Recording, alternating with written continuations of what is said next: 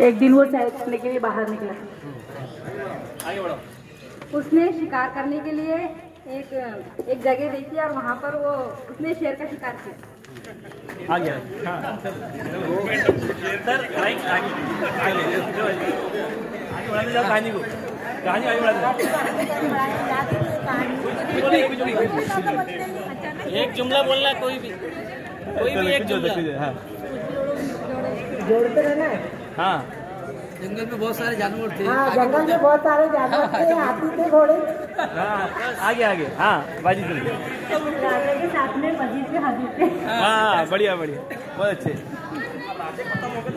हाँ नहीं अभी नहीं हुआ ना खत्म। उसके दरबार के बहुत सारे लोग भी उसके साथ सफर में साथ थे। ठीक है आगे। अभी बनती है। राजा के साथ बहुत सारे उसके साथ थे।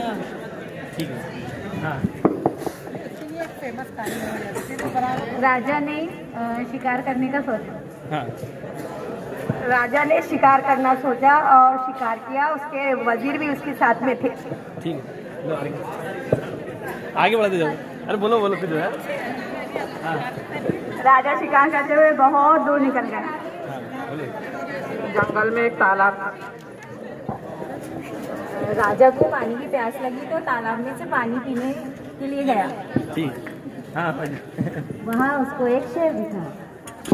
हाँ इसलिए से राजा डर गया। बाजी। बाद में आखिर में शिकार कर लिया।